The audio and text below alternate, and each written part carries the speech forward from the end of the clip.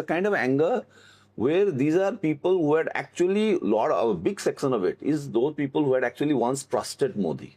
A sense of a kind of a ideological opposition to Modi is very different than the kind of opposition to Modi which comes out of a sense of betrayal of former voters of Modi. So the betrayal is a far more intense sentiment. So they're feeling betrayed. And you will see a lot of videos and a lot of people on their protest side, they're saying, we voted for you. And what did you give us? What is unfolding in Jantar Mantar and Parliament history today? This movement has something which none of the others had. And it, of course, happened organically. It is nobody's creation. You cannot create, you cannot fabricate a thing like that. Well, do you think these are the students who would be preparing for NEET? Maybe not.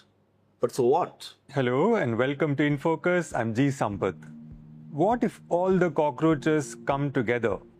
That was a one-line tweet put out by Abhijeet Dipke on May 16th, 2026. In less than 2 months, we are witness to the cockroaches coming together at Jantar Mantar and in different parts of the country. But the student protest movement against endemic paper leaks is not the first show of mass dissent against the Modi government. Before this, we saw year-long farmers' protests, the Anti-CAA movement, and several assorted protests by workers and trade unions that did not make it to the mainstream media. The Modi government has weathered all of these protests comfortably without having to pay a political price. But the big question, is the students' movement different? Is it a political challenge unlike any that the Modi government has faced during its 12 years in power?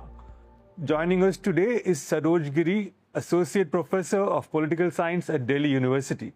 His academic specialization includes the analysis of social movements and the interplay between hegemonic power and protest movements. Saroj, welcome to In Focus. Thank you for joining us today. Thank you, Sampath. It's good to talk to you. You know, when it comes to trying to figure this protest out, so to speak, when I see it in 3 phases, you had the initial phase, say, from June 28th, when Mr. Sonam Wangchuk went on his hunger strike, started his hunger strike, till July 20th. Then you have the unique one-day period on during which we had the police action. That is one. And then the post-July 20 period when we have this carnivalesque almost kind of an atmosphere in Jantar Mantar with huge crowds of young people there. So in the earlier phase, while this hunger strike was going on, there were barely 300 to 400 people coming to Jantar Mantar. People were asking, where are these 19 million followers on Instagram not to be seen on the streets? And I was one of the people who asked this question on air. So what changed, do you think, that led to this transition to this third phase where we are seeing so many people coming in? How do you see this protest's evolution from how it started to what it has become today? You use the word evolution, and I really like this because I've also myself been thinking along those lines in my essay also, which I quickly wrote. These are things that are still unfolding. I've used the comparison of a larva, emerging as a beautiful butterfly. So some insects, in a day's time, they evolve from larva to something, right? So because they die very fast. So the evolution is during the day. 20th of July, if you see, there's an evolution. And I think 20th of July, already the evolution is like from 9 a.m. in the morning when the protest starts, the Parliament March protest, 20th of July, till like say by 4:35 in the evening, when the protests have formally ended. But unbeknown to anyone, it had like already branched off into so many branches and sub-branches. But what do you mean the protest ended at 4:30? Like how did it end? Normally it ends around 5:30. People are kind of going back. Yeah, people are dispersing and all of that, right? That's the kind of usual thing. Because till that point, we're still thinking it's one of those protests, important protest, but a protest which we have seen before, right? And that's the usual format.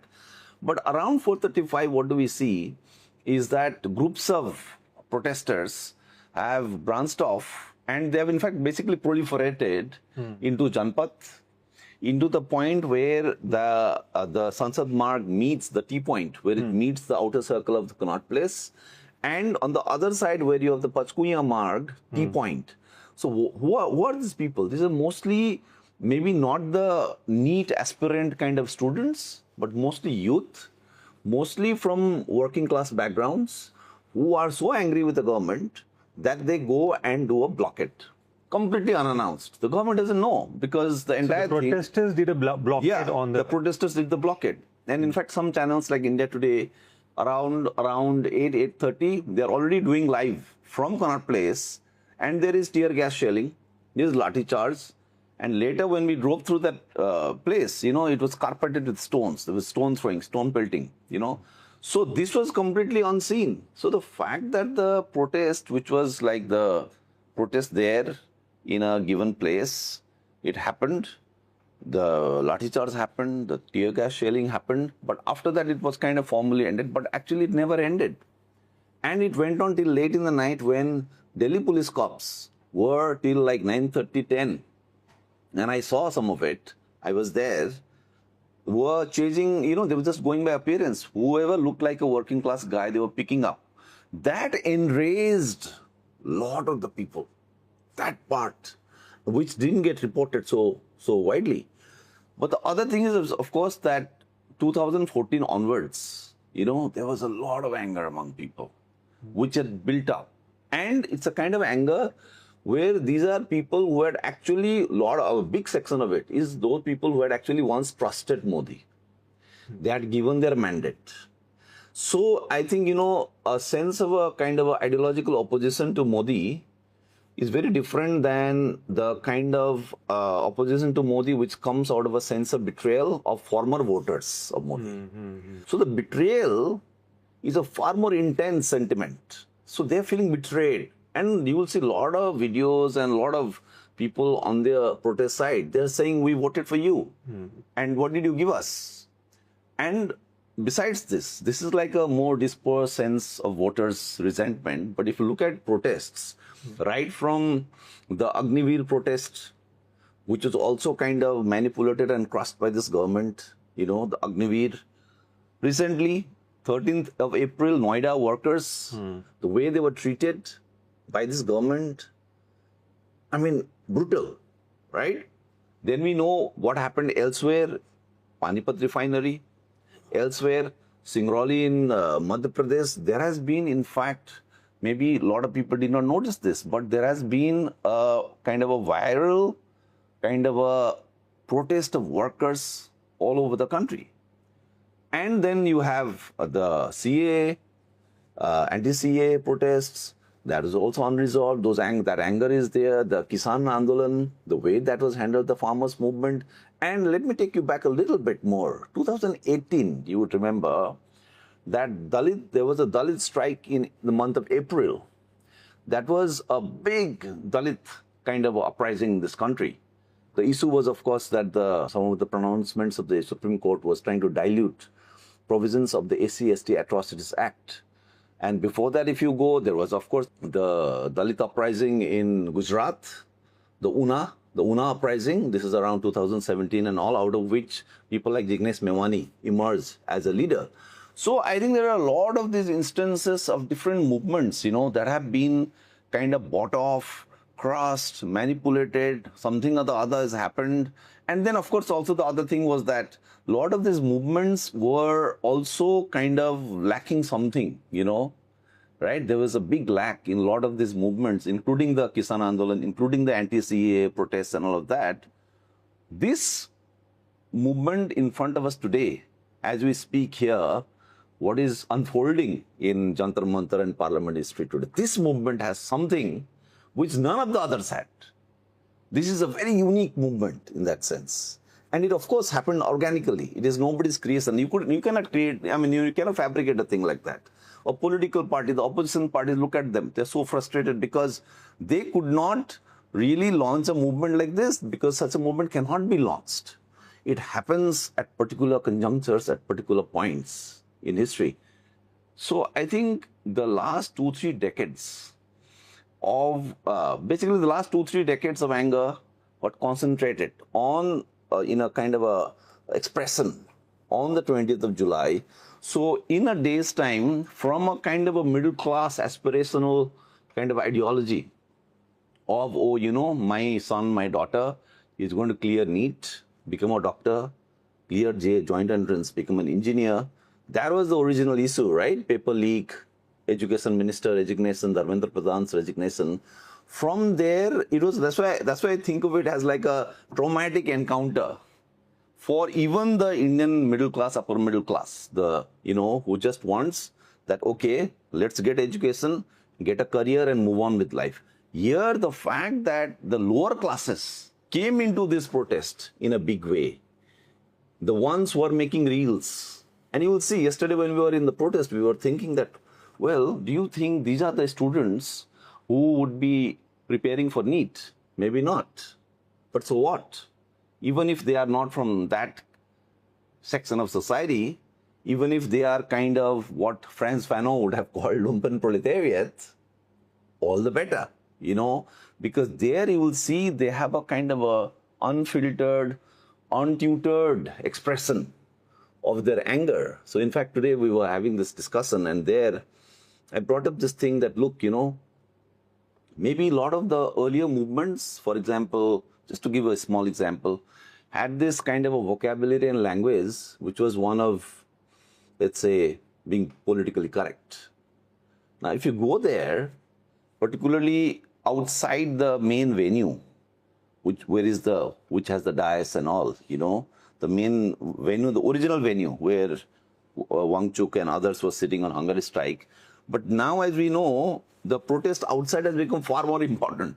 So today to go to the protest means that you don't even want to go into the original site where the protest began, because the real action is outside, right? So if you see there, outside, completely unfiltered language is being used. Yeah, that was one of the things, when I was there, I was struck by, first of all, what I would say, two things. One is the utter irreverence.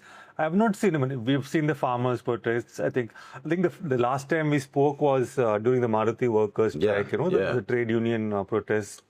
And from then to now, you've sort of very well summarized the various protest movements we have seen. But in none of them have we seen two things. One, the extreme irreverence towards the government and the main face of the government, the strongman. And secondly, the concentrated attention and focus on one person, on Mr. Modi. These two things I see as very different. And also, this entire Gen Z energy which people talk about, I wanted to know how you understand it. Because, for example, I'll give two examples. One, there are these girls, teenage girls who are, if you met Dharmendra Pradhan, you would know that I've had the good fortune of meeting him and asking him a question in a public place, and he's not the kind of person who might respond very well to being addressed as kuch puchu. These girls are saying kuch puchu, resignation de do, please. That is the kind of approach they've taken to this protest. And so one of them is asking a baton wielding cop, sir, आप मारने वाले cop तो नहीं है ना? आपकी शादी हो गया? Things like that. So they are trying to sort of disarm their quote-unquote adversary in very unconventional means. You will not see this in a farmer's setting, farmer's protest setting or a workers' protest setting.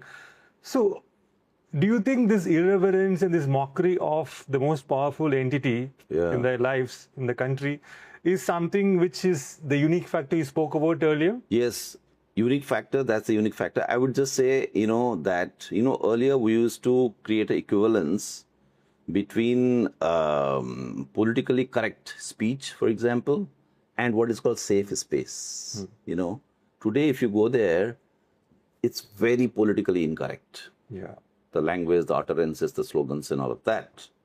But it's extremely safe.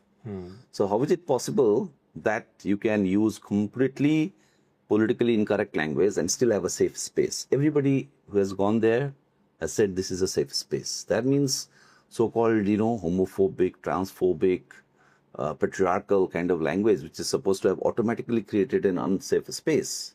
has not really happened there. So a lot of the basic presuppositions of a particular kind of a left liberal, kind of a progressive narrativizing within which most of our movements have happened, including the anti-CAA protests. Not so much the farmers' protest, because there were a lot of kind of theological, religious elements there. But the anti-CAA protest was a bit too close, to the civil society, this clean, polite kind of a activist kind of a crowd. Now, this protest is liberated from those shackles. Yeah, there's some of the slogans, in fact, some of the cleverest slogans and placards and posters, they're unrepeatable, unprintable. Yeah, you can't even say. That's right. You can't. Yeah, that's one thing. The other thing, so I would basically say, that this movement, which is, of course, now we have already, I hope, made the distinction between the Cockroach Jantar Party and the movement which existed till the 20th or the 21st, let's say, and the kind of proletarian elements, that kind of took over, and they are really there, and they are really the ones kind of almost over-invested in maintaining an antagonistic relationship with the police, whose barricades are still up. Because you see, 21st, after the 20th, 21st, they removed the barricades on Parliament Street. That means you could drive through from in front of the Reserve Bank of India and all the offices there, from in front of the police station. But 22nd, why did the barricades come back again? And there is an interesting term I want to offer here to the viewers called feral underclass. This was a term, and I had that time written, on the 2011 London riots. Feral underclass. Feral and underclass. Because these are not really working class in the sense that they already have a job. Yeah, they're not employed. They are just like what I was saying, Fanos talked about the lumpen proletariat. But they're very feral. So when the cops come to beat them up, they want to stand up to the cops. Okay? When there is surveillance, somebody was joking yesterday there at the protest site, they were saying, oh, you know what, surveillance and all. Earlier the activists used to say, oh my God, there's surveillance, and look, this is the panopticon state and all of that, right? But these guys say, come, surveil me, sir, khol ke bhi dikha do. These kind of a brazenness, where it feels like anything the state apparatus would do, they would subvert that. That they are not going to accept defeat. That no matter, so the police comes and beats up, mar. So today, in fact, in this discussion, there was this debate about, there's the video which went viral, where this guy said, come, beat me, come, aaja, mar. Yeah.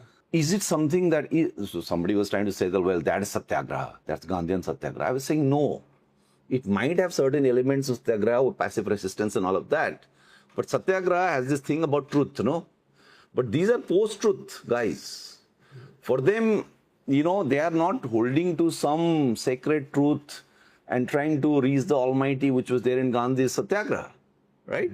So here is a different kind of a crowd which completely changed the vocabulary. But connected to that is this other thing, that the BJP could always delegitimize the opposition by saying Khan Market Gang, by saying these are all vested interests, they are Tukde Gang, they get money from George Soros, they are foreign funded, they just want to go have biryani across the border.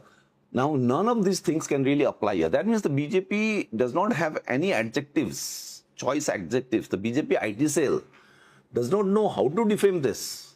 The CAA protest still had enough of civil society and the old left liberal kind of people, that you could now kind of tag the entire movement. You could do red tagging, for example. So this is interesting to me, Saroj. I mean, are you saying then that this movement cannot be tagged? That is there, but are you also saying that this movement is in a sense, quote unquote, liberated from the left liberals who have been at the forefront of? They're liberated from the left liberals, but it's going towards a kind of a revolutionary kind of a, in fact, I would say the fact that the guy who apparently is kind of not so, not educated in the liberal arts can throw such creativity on the ground making reels. I would say this is also very Marxist conception, where the cook can also govern. So in a very true embedded sense, this is rejecting the left liberal shibboleths. But in a real sense, it is actually approaching what is supposed to be the original aspiration of the revolutionary left. So this is cleansing the left. So on the surface, for example, Faiz Ahmad, Dinkar, those kind of poetry that is sang, you know, Faiz songs and all of that.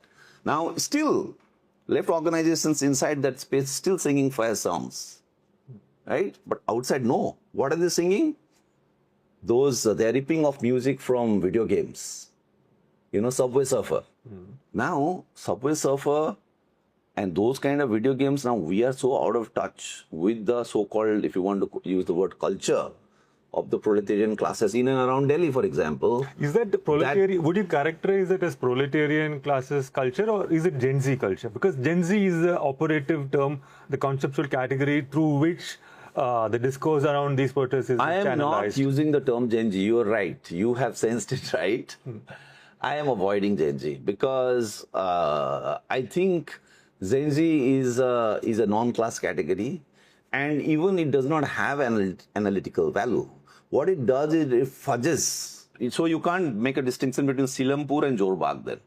When I was there, I saw Silampur and I saw Jorbagh both. Yeah. So then Gen Z would be the inclusive category to use, isn't it? Yeah, there is some kind of overlap there, but I think if you look at the protest that is ongoing, if you go away from the main Jantar Mantar protest site, the more you go towards the police barricades, the more you go towards the Parliament Street and the crowd there, you won't find neat aspirants.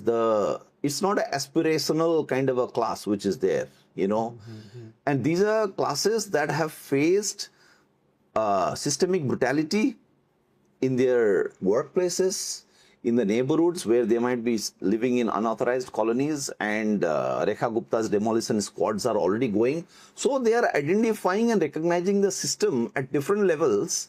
And the police in front of them is not just the police which did the police brutality on the 20th of July, but they are able to connect it with their life as a whole. So for me, there are moments of class struggle. There are moments of, in fact, also the immediate demand of seeking Dharmendra Pradhan's resignation. I think it's a kind of so they are able to connect all of that. Otherwise, you can't explain that 2:30 in the morning yesterday when I was there, this bunch of youth, if you want to call it, there are older people also there, but of a particular sex. I mean, there are no DU, JNU activists in that crowd who are not batting an eyelid at 2:30 in the morning, and they are looking like this to the police who are fully armored, and there's a barricade on all sides. And once in a while, the police will lathi charge them. Once in a while, police will use tear gases. And I think that is really what Modi is scared, by the way. Modi would not be that scared, you know, if it was just the protest alone there. So it is true there is a cross-class alliance. I mean, I can agree, because Dipke, for example, today the three of them, they went and met Nadda, Abhishek Ranka, and Ashutosh Ranka, and Saurabh Das, and maybe also Dipke, maybe, I don't know if he was there. So they are making the announcement inside the old encampment, right, from the dais. Now, outside, usually you can't even hear what they are saying, because outside is a completely different crazy scene, you know. And yet it is true that there is a lot of respect of this feral underclass for the leadership of CJP still, and including also for Neha from ISA. When Neha was speaking, I was there the other day. I just so happened that she was on the Neha dais. Bora, for the benefit of our audience, is one of the student leaders who was on a fast hunger strike, along with Sonam Wangchuk. So it is true that the feral underclass and the original kind of Boston returned kind of Dipke, that kind of a alliance is still there. I'm not fully denying that. You see, when in 2011, 12, 13, when the anti-corruption movement happened, I remember Sitaram Yechuri floating the term cross-class alliance, because that time the working classes of Delhi, and mostly auto workers unions and all of that, auto drivers unions and all of that, they were majorly mobilized by the Aam Aadmi Party, Juggis and all that, you know, those people and all. And Sitaram Yechuri and some other people, of course, the left that time got so overwhelmed by this that they completely tripped, and they go and everybody joined up. And I think that was a disaster, including, I later heard when I went to Bastar that even Soni Sori had contested from the Aam Aadmi ticket. That was a dumb thing to do. But that kind of a cross-class alliance we do see here also, but usually, and I think that is the more deeper point, Sampath, which is that Indian politics, if you look at its deeper structural tendencies, if there's anything to go by that, then usually the hegemony of a kind of a upper middle class leadership has always been able to co-opt movements. That happened during the JP movement, because the JP movement, anti-emergency movement, out of which a lot of our left people and the progressive will say out of which the civil liberties and all everything emerged. But if you look at the entire democratic mobilization of different forces against the emergency, you will see, well, people talk a lot about how JP movement gave legitimacy by including the Johnson, and RSS got a lot of legitimacy. But what people are not talking about is that JP movement itself got legitimacy because a section of the left allied with them. Because there were massive working class strikes all over the country, the famous railway strike. But ultimately, some movement happens in Gujarat against the government of Chimanbhai Patel, which was a completely middle class, student-led kind of a thing, some hike in the food prices in the hostel or something, Navanirman movement. So finally, these kind of movements, so-called anti-corruption movements, for accountability. Yeah, that is how the history of these movements have been written. So the entire working class movement was lost. So it is a kind of a chain effect, because the working class movements got completely subsumed by a kind of a middle class hegemony. That's what prepared the JP movement to now ally with Johnson. Right? If the proletarian movements at that time, the huge railway strike, had been itself able to reach the political dimension through its own political leadership from within the working class movement, right? Not the officially given Communist Party to you. Even today you have officially given left parties and all of that. But what I am hoping is that if today's massive mobilization of the feral underclass that we see here, will a leadership from within that evolve? Or is the best that Indian politics can offer the feral underclass today, is it just Chandrasekhar Azad? And I hope not, because Chandrasekhar Azad, on that day, on 20th of July, we saw his limits because the crowd was booing him. Can you just go back a little bit, because I haven't seen a lot of detailed reports on what exactly Chandrasekhar Azad was doing at Jantar Mantar on July the 20th.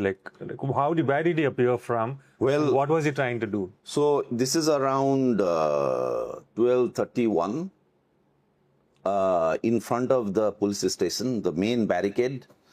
And before I landed up there were already twice apparently the protesters had broken the barricade, and that happens, because it is a parliament march, and a lot of people thought the parliament march means we are going to go touch the parliament and come, right? People are not all they are not professional activists. They are not what Modi ji calls Andolan Jivi. So, right? So, in fact, now Modi ji should be happy that Andolan Jivis, if they were there, then they would have understood that we have to understand it metaphorically, be there near the barricade and come back. But Modi ji has been giving galis to, to the Andolan Jivis. So, the real guys are there. The real feral underclass is there. So, the underclass thought, okay, the call is to go to parliament and let's go. But there is a barricade. So, they had already broken 2 barricades. Around 12:31, apparently now, I don't know what happened. The police brought Chandrasekhar on his own came. Because as you know, at that time, there were a crowd of almost 50,000 people right on that street, facing the barricade. 20,000, 50,000 people can easily break any barricade. How many cops will you get? You'll get 2,000, 3,000, 4,000 cops. That's not enough. So the balance was completely tilted. It was a kind of a moment, it was a kind of a tipping point. Things could have gone anywhere because people really want to go to the parliament, which is right there. So at that point, Chandrasekhar Azad comes. He climbs a truck. There's a makeshift dais on that. And when I reached, I see that there are these top police officers with whom Chandrasekhar Azad is standing on top of the truck. And he is telling the crowd that sit down, everyone sit down, nothing will happen. You have a bright career ahead. You don't have to do everything today and just be in your places. This is it. Our constitution is there. and it will be fine. We are just here to register the protest. We are not here to break any laws. We are all good citizens. And he gives the mic to the police because he also thought that, why should he take the blame of limiting or containing the protest? So maybe he thought that let the police themselves address the crowd. But the moment he tries to hand over the mic, the slogan breaks, from below. जब जब मोदी डरता है police को आगे करता है. That slogan, the moment it was used on Chandrasekhar completely realized that this is a major faux pas he's making. Then they back off. Now, can you imagine what a embarrassing moment it was for Chandrasekhar, to be doing this. So I think he was also kind of torn between his commitment that he has repeated again and again to law and constitution and all of that. He feared that this crowd will do something which will break the law. Then he goes down. After going down, I don't know what happens. He's going down along with the police officers and all of that. Then he goes back a little bit closer towards the barricade. And then he stands there again with the mic, kind of, supported by the police there all the time, because police is thinking, okay, this man will control, otherwise there might be something major. So he makes everyone sit down, because if the protesters are seated, then there are less chances that they will push at the barricade. He makes everyone sit, and you will see those exchanges, and some of the reels have come on social media. He's really saying, sit down, this, that, and then he says that, oh, you think 50 people, because already the lathi charge has taken place in the morning, right? So people are angry. The shelling has happened. People are angry. So he then uses a movement kind of argument to kind of contain the crowd. What he says is that, oh, you are worried about your 50-55 people who have been lathi charged. But have you forgotten the 20 lakh students who have suffered because of the NEET paper leaks? Right. Are you here not for those students who suffered because of paper leak, and you are just because you are beaten a little bit, you are making a big and cry. And look at me, I am here, I have faced bullets. And you guys can't face lathis. Like that, like any random things he was saying and trying to silence the crowd. But the crowd started booing him. And then they said, oh, we want some GenZ to come and speak. Somebody had to say something to oppose him, from the crowd. And then he calls a girl. Okay. Those footage are there, but I think it will come slowly, because people are still thinking, oh, but he's our leader. We should not already say such things about him and all of that. So I think there's a kind of a protectiveness towards him, which is very understandable, because it is true that he is such a powerful and maybe the best leader in that sense, coming out of organically, not belonging to any power center. The people have been talking about the fact that this is a spontaneous upsurge. It doesn't have a clear leader now. Many argue that it's now beyond the control of the Cockroach Janata Party leadership as well, and it's got its own momentum. So, do you think this momentum and the energy and the dissent which we have seen, it may not translate into anything electorally substantive by the time the elections come around in 2029? And from that point of view, do you think the opposition parties, what approach do you think they should be taking? Or do you think it's best that they wait it out and then maybe cash in on this exposure that this dissent has received at the election time? I think that has been the attempt, really. And I think all the power centers, as I was saying, including political parties, they really want to cash in on this, right? They want to monetize in this. And that has been, of course, the Indian political class is very practiced in that. They have really refined that art. And that is the art that they really know well. I was telling you about how during even the emergence of the anti-emergency democratic front, working class movements were kind of monetized and cast upon, and then you turn everything into just like, transparency and, clean governance, good governance kind of a thing. But I think this one also they will be able to do, because people finally will get exhausted. They will stop coming, or maybe there will be something. I hope not, but who knows, something. Well, let's say, let's assume, rightly or wrongly, that let's say over the weekend or maybe between the time we record this and it comes out tomorrow, the protest is broken up. Yeah. What would be the outcome or fallout of that? I think the Modi government is already in a very bad shape. No matter what happens, in the coming days. You know, imagine if the government were to say, oh, now we have finally discovered who is behind this protest, and they will have this big conspiracy theory. Because the government is planning that, we know that, you know. Even if they were to like show some Pakistan hand or China hand or something, you know, but something has really gotten shattered for the Modi government, you know, so that there is no going back. What has gotten shattered?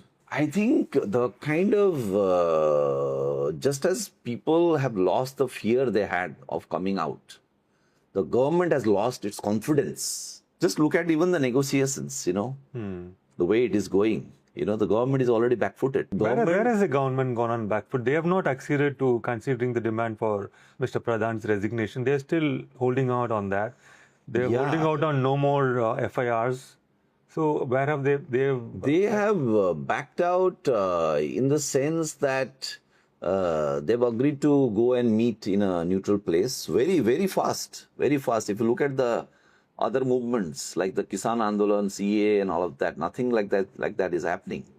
Because of course, the BJP's base was safe in the anti-CAA and the farmers movement. Here, as I was telling you earlier, it is its own base thinking that they have been betrayed by the BJP. But you've been talking about the feral underclass, but the BJP's core base is Hindu upper caste. So do you see that element also being involved in a big way? Yeah, that's what, you know, that has been for the case, unfortunately, for the BJP. Because, you know, it started as an education thing, as part of, you know, students getting educated for their careers. So that was also upper middle class. The upper caste is very much into this aspirational upward mobility ideology. Now that was there, and that movement, you can say the Cockroach Jantar Party is really that, in a sense. And they just want, it's a kind of a neoliberal ideology of clean governance, good governance, you know, transparency and efficiency and delivery of services. So exams should be held properly and all of that. This is a completely neoliberal kind of a ideology, you know. But that is, so that could have been contained by Modi, you know. But because the feral underclass has come, you know, and they have given the protest a kind of a firmness from inside, or the kind of belligerence, the shrillness, the sharpness, the normal neat kids would not be able to make those kind of memes and posters that you are seeing there. Nor would they be willing to fight the cops that is being done. Forget about the NEET students and their parents, if it is only their protest. Even the left, you know, like as I was telling you about Chandrasekhar Azad, you know, that day there was a complete leadership vacuum. So the left leaders could have stepped in, but none of them was there. So the feral underclass on their own coming and asserting and claiming that we are here. And in a sense, they are not even protesting. They are just giving expression to their anger. And whatever they want, they're saying. They've got this open space. The fact that that has become such a big force, like a buoyant force, you know, like pulling up the entire movement. Now, this is unprecedented. Because they don't even have demands like that. They're not even they're older than the NEET student kind of age. They're definitely older than the you know? students, yes. But having said that, Saroj, there is still a sense in many sections of the commentariat, so to speak, that this is largely an apolitical movement. And if you look at the demands are pretty apolitical. You know, resignation of a minister, it cost the government, actually, even if you look at the farmers movement, rolling back those 3 farm laws had certain economic repercussions. Here, one minister resigning has no economic repercussions. It doesn't cost the government anything in the budget. So the demand as such, and compensation for those students, families who committed suicide, and no more FIR. So these are pretty apolitical demands. Completely apolitical. So do you think... these are efficiency demands, you know, make it more efficient, okay, remove a bad minister. There's a, you know, rotten potato from the bag, just remove one and everything will be fine. Would it be fair to say that this is an apolitical protest? Well, you know, one would love to say that. But that's the thing, you know, the kind of, you know, the kind of, they are like, what is that? Something joined at the hip, as they say, which has happened with this other movement also, which has. So you're saying there are two parallel undercurrents. Yeah, there is a internal differentiation, and it's very difficult to separate that. So as far as the feral underclass, so you are right about what you are saying, and the commentariat is right. I normally don't join the commentariat, but on this I would join. In fact, they could also go like with, I don't know if you want me to say that, Sonam Wangchuk can go in any direction, we know that, right? And his ties with the ruling party are very clear, you know, and in his recent statements, after Nadda went and met him at the hospital, we know that Sonam Wangchuk is a very slippery character. I mean, I would push back on that a little bit. I mean, he was jailed by the ruling party, spent quite a bit of time in jail. So, and he has been driven by his concerns for Ladakh, for the environment there, for the interest of the community in Ladakh. So, and he has sought to serve that by aligning with the most powerful forces in the country, which is the ruling dispensation. So, would you? I mean, would it not be unfair to sort of characterize that as? No, that's what I didn't use too harsh words. Okay, I just said he's slippery. Right. It is true that he doesn't have. Would you question his sincerity? Well, a lot of the commentariat would do. Right? Because they would say, oh, you know, he can go towards the BJP anytime. I don't want to give that kind of, because I know that he is not that kind of a creature who will have an ideological opposition to BJP. So I can't question him on that ground, saying, oh, why don't you have ideological opposition to the BJP? He does not have, he's a different kind of figure, and he doesn't have, and the matter rests there. So I don't want to judge him from my framework, which is not even my framework actually, but a lot of people are judging him with that.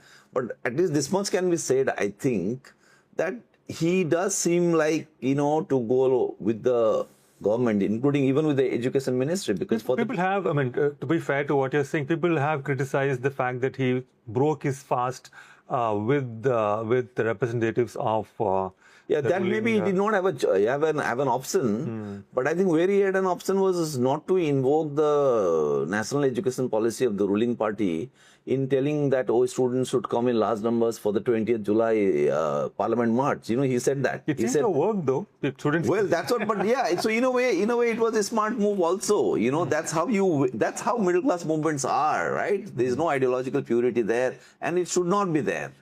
But one more thing I want to add on the feral underclass, you know, what is going on actually, the crux of the matter, I would say, is that the power of this movement, if this power of this movement today is really what the feral underclass is doing, and the huge mobilization which is going on, and the absolutely creative memes and all that, which is stunning everyone and drawing everyone into it, is that, you know, for these feral underclass youth, they are, in that sense, not even so interested in this NEET, and they don't even maybe understand half of this, because even, you know, these are technicalities and science and engineering and medical science preparation, exams and all of that. But I think for them, it is now, they have gone beyond seeking the resignation of Dharmendra Pradhan, this we know. They are seeking Modi's resignation now. Yesterday, we saw that they are also giving slogans against Amit Shah. Now they have gone to the point where, you know, what Marx said no, that it's not against just particular wrongs, but you are against wrong in general. This beautiful phrase that Marx uses, wrong in general. So they are thinking that it is not just about this, that, bad things that the Modi government has done, you know, that you can make a long list, 1, 2, 3, 4, 5, 6, 7, 8. It is like they seem to be saying that the very government's power is illegitimate. They are declaring Modi's power as illegitimate. Modi might have come through winning elections and all of that. So his power is not illegitimate. It is a legitimate power which we got through the mandate of the people. But that's the thing, you see, even people who have voted earlier would want to withdraw their mandate now, right? And it is going on at that level that people are saying no. And a lot of them are Modi voters, and they declare it openly, right? But they are withdrawing their mandate, and they are challenging the very legitimacy of Modi's power. So they have really pitched it at the level of challenging the state at the highest level. Otherwise, you cannot explain, I mean, the level at which the antagonism that they are showing towards the Modi regime. I mean, you know, the anti-Modi movement is very well known in this country. And we have seen a lot of protests that are anti-Modi and all of that. The opposition is so intensely anti-Modi. But we never knew the level of trenchant kind of, vitriol that you can have towards the Modi regime. And we only now discovered that, oh my God, look at the antagonism and the belligerence and the vituperative kind of language and the most like disgusting cuss words and whatnot. Right. So, so these are not ideologically opposed to whatever communalism and fascism and They're like very ideologically clearly not opposed, because when I heard, very frequent renderings of Bharat Mata Ki Jai slogan. That's what. So that's what they're giving. Yeah, exactly. So 3 slogans, I would say. Yeah. 1, Jai Bhim. Yeah. Most powerful, most used is Jai Bhim. And then Bharat Mata Ki Jai. They also been using Vande Mataram and all that. Vande Mataram also. Then Inqilab Zindabad. Yeah. So when I noticed, that Jai Bhim is the most popular, and of course the Jai Bhim, Bhim Army volunteers are also always active, also in person they are there and they're really managing the crowd and everything. So just Jai Bhim and Bharat Mata Ki Jai. I was like telling a friend yesterday, I think, the Jai, the word Jai, they really love it. Because the power with which the punch that they bring, the major force and energy, the vehemence with which they utter the word Jai, Jai Bhim, or Bharat Mata Ki Jai. So, and this entire debate also maybe just refer to that briefly, why there are no Azadi slogans. I want to just touch on it briefly. And a lot of people judge the CJP leadership on that.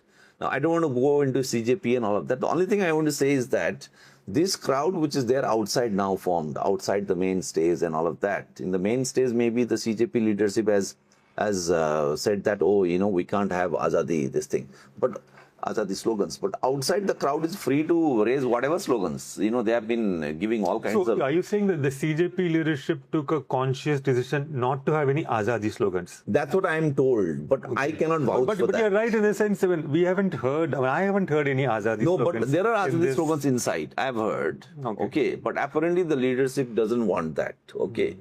But what I am interested in is that the crowd outside who is giving this kind of a free-flowing expression to whatever comes to their mind, even they are not really giving Azadi slogans. And there, my little explanation that I want to attempt here is that, the Azadi slogan has a kind of a negative agenda in the sense that they are asking for those slogans, Samantavad se Azadi, Punjivad se Azadi, you or patriarchy se Azadi.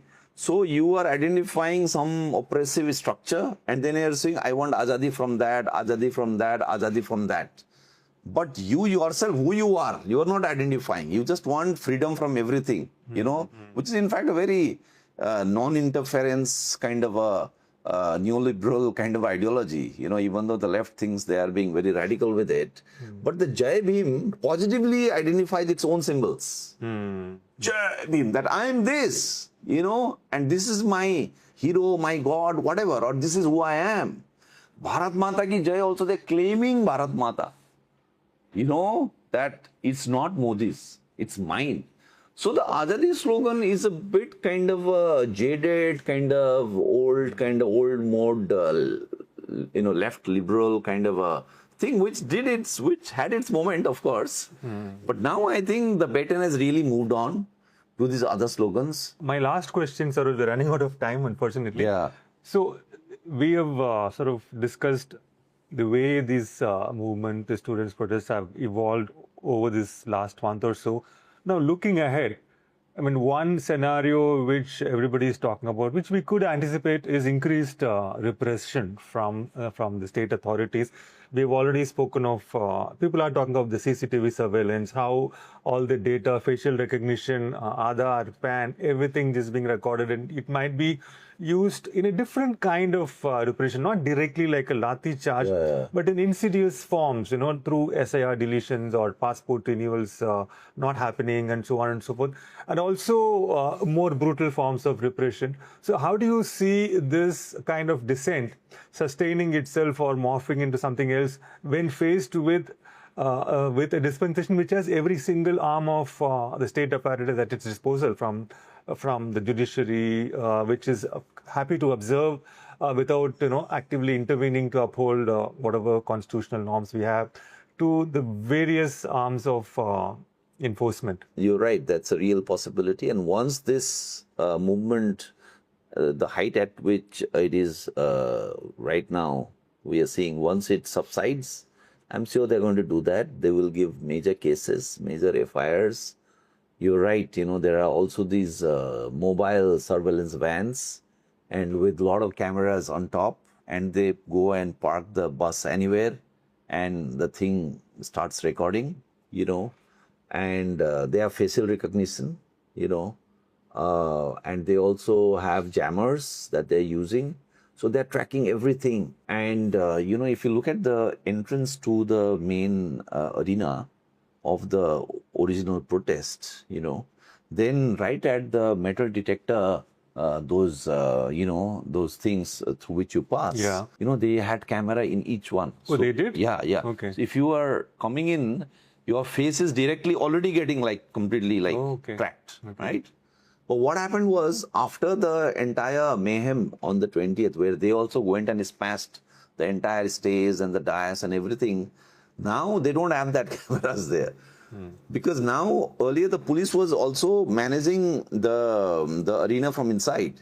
Now the police is not there at all. The police is pushed by the feral underclass again and limited them really half a kilometer away from the arena, thanks to the volunteers of the feral underclass. So now they have brought the mobile ones, right? And they have fixed all kinds of cameras, maybe. So I think once the thing relaxes a bit, I think they will go after people, individuals. JNU and Delhi University have already apparently issued kind of directives, to the principals and everyone, that any Even student, schools have been getting directives should about not social media accounts of children. Yeah, should not go there, And I think the government is on an overdrive, and these are the signs of the coming collapse of the government. That's a separate matter. But I think the government is really going to do that.